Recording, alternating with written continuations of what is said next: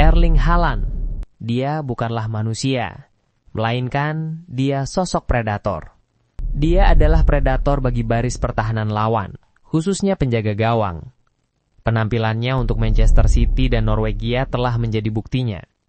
Baru 3 tahun di Liga Primer, dia sudah dipuji sebagai pencetak gol terhebat yang pernah ada di kompetisi ini.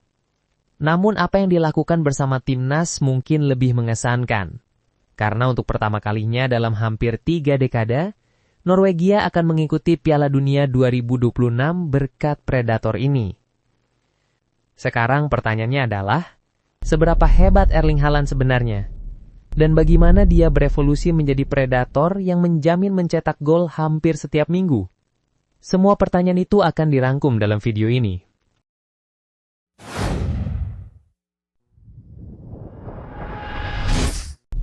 Erling Haaland selalu menjadi pencetak gol yang konsisten.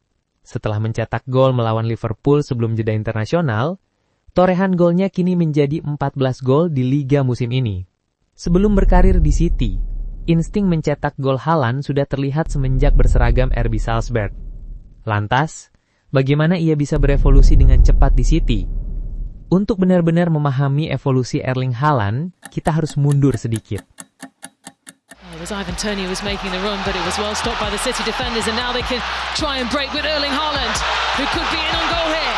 This is Erling Haaland, makes no mistake. Sebelumnya datang ke Inggris, Haaland baru saja melewati 2,5 tahun yang luar biasa di Borussia Dortmund. Ia mencetak 86 gol dalam 89 pertandingan. Dan secara fisik ia mendominasi setiap lawan yang dihadapinya. Pindah ke klub yang lebih besar sudah tak terelakkan. Berita terbaru dari Manchester City telah mengkonfirmasi bahwa mereka telah mencapai kesepakatan prinsip untuk merekrut Erling Haaland. Dan akhirnya, mereka resmi mengumumkan perekrutan Erling Haaland dari Borussia Dortmund. Baginya, City telah memenuhi semua kriterianya. Skuad yang kehilangan striker nomor 9 pada kala itu, kini telah berhasil membawa seseorang yang mampu memanfaatkan peluang untuk mencetak gol. City juga mengalami kesulitan di Eropa. Meskipun menjadi tim paling dominan di Inggris, nyatanya setiap tahun mereka menemukan cara baru untuk kalah. Dari kekalahan mengejutkan melawan Lyon, hingga kekalahan di final melawan Chelsea, City tahu bahwa mereka kehilangan sesuatu. Kini harapannya tertuju pada Haaland, elemen yang selama ini hilang di City. Meskipun rekam jejaknya selalu mencetak gol dimanapun ia bermain, ada yang meragukan apakah pemain Norwegia ini dapat melanjutkan performanya dari Bundesliga ke Liga Primer. Para peragu langsung menatap debut Haaland di Community Shield. Ia melewatkan peluang emas, dan City akhirnya kalah 3-1 dari Liverpool. Namun keraguan ini segera sirna begitu musim dimulai. Haaland dan City bagaikan kode curang yang tak bisa berhenti mencetak gol. Haaland tampil impresif dengan mencetak 2 gol dalam debut Liga melawan West Ham United. Di akhir bulan yang sama, ia mencetak hat-trick pertamanya dalam kemenangan 4-2 atas Crystal Palace. Hanya 4 hari kemudian, ia mengamankan hat-trick lainnya melawan Nottingham Forest. Tidak berhenti di situ, ia memecahkan rekor lainnya dengan mencetak hat-trick melawan Manchester United, sekaligus menjadi pemain pertama yang mencetak 3 hat-trick berturut-turut dalam sejarah Liga. Pada akhir musim, Haaland mencetak 36 gol dan 8 assist. Menyamai rekor Thierry Henry untuk kontribusi gol terbanyak dalam satu musim Liga Primer. Ia meraih sepatu gol emas Liga Primer dan sepatu gol emas Eropa, setelah mencetak 36 gol dalam 35 pertandingan, sehingga mencetak rekor baru untuk gol terbanyak dalam satu musim Liga Primer. Performa gemilang Haaland juga berlanjut di Liga Champions. 12 gol dan 1 assist di kompetisi tersebut, Haaland melakukan persis seperti yang dijanjikan, membantu City juara dan membungkam para pembenci terbesarnya.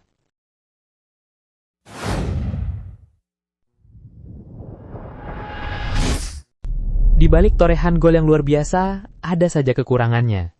Di pertandingan-pertandingan besar, statistiknya menurun karena ia gagal mencetak gol atau assist melawan Madrid di semifinal dan Inter Milan di final.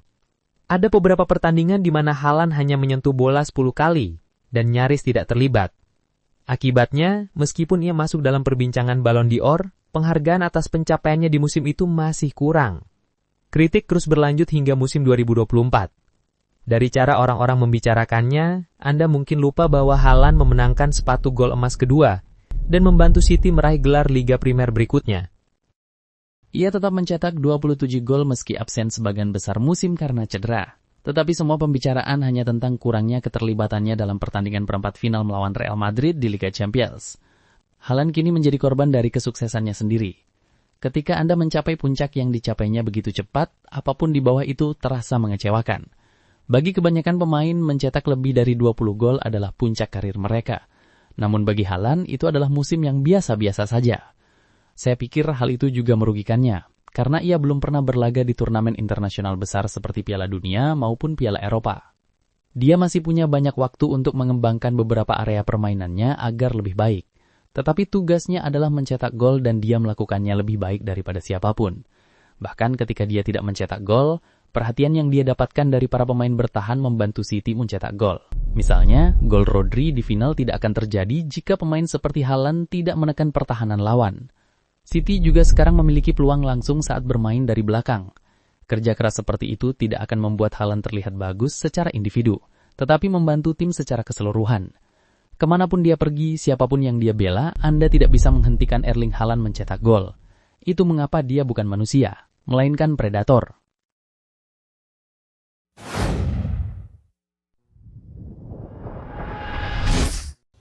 Di musim-musim sebelumnya, Haaland dikritik karena kurangnya keterlibatannya dalam fase membangun serangan. Bagi penggemar City, ini menjadi kekhawatiran, karena ketika Haaland tidak mencetak gol, tim akan kesulitan. Namun musim ini, rasanya seperti Haaland mendengar semua kritiknya selama 2 tahun terakhir dan memutuskan bahwa inilah musim di mana ia mengubah segalanya. Tapi itu semua berkat sistem baru yang diterapkan Pep Guardiola. City telah bertransisi musim ini, mereka telah menjadi campuran yang membingungkan lawan. Itu karena Pep telah menyadari sesuatu. Liga Premier sedang berubah, menjadi lebih langsung dan lebih fisik. Pep telah beradaptasi. Sebelumnya, tim City selalu ingin bermain dengan penguasaan bola, mendominasi dan cukup sabar untuk menemukan celah. Itulah bagian dari apa yang membuat City terjebak dalam kebiasaan buruk di pertengahan musim lalu. Pep memutuskan untuk sedikit mengubah taktiknya.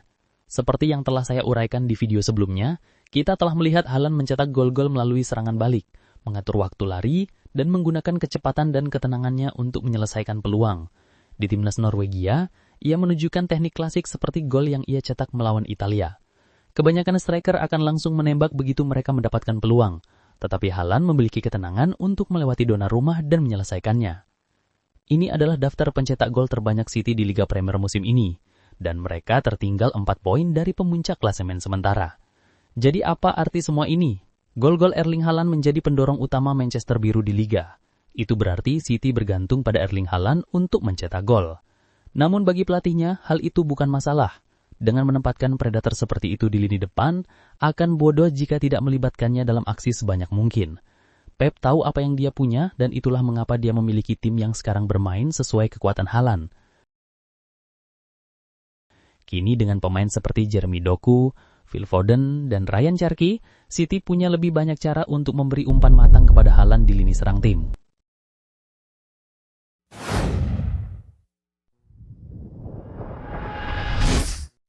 Lalu, apa yang akan terjadi padanya di masa depan?